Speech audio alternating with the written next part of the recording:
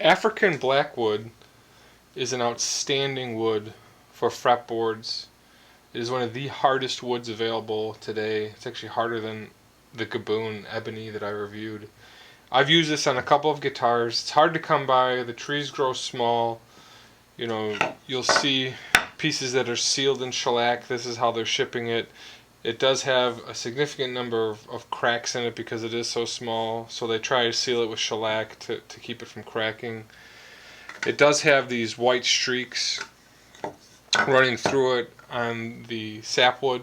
The heartwood is all black. You will see some wormholes every once in a while. They grade it kind of like they grade Gaboon ebony, in terms of color from 1A, 2A, 3A, 4A, 5A, etc.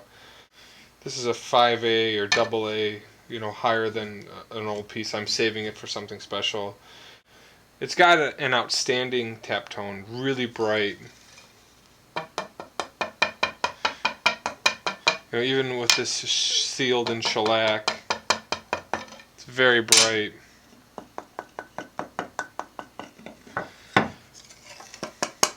You'll see this used on violin fretboards, bass fretboards, for actually, stringed instruments outside of just guitar. You don't see it on a lot of guitars because it is a little bit tougher to work with. They say it's one of the hardest woods available out there.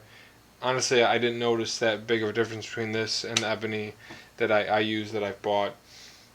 I think at one point in the history of this wood, it was considered ebony, and they have different variant names for African Blackwood. I think over the last couple of years, they've actually called it its own, African Blackwood, something different than ebony. So the Gaboon ebony that I reviewed earlier is actually a different wood species than the African Blackwood here. In terms of workability, it is very hard. I'm not going to drill into it because of the value of the wood. I've used it for control plate covers, fretboards, knobs, etc. You'll see inlay with this material as well. This Blues Hawk copy that I built has a African Blackwood Peghead veneer, cover, and fretboard. And then on the back side here, I've got the control plate cover.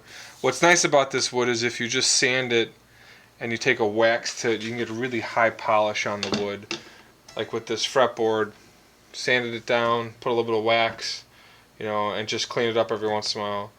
Outstanding tone. I don't know if you can hear this.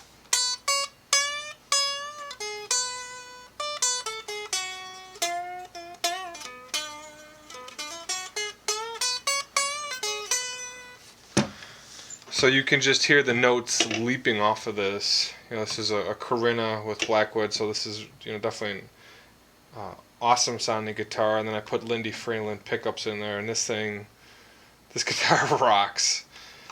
I love the wood, love the polish, love the finish that you can get off of it. If I could find more, I would actually buy more. The lady that I was purchasing this wood from is no longer in the business, so I have a tough time getting a hold of African Blackwood.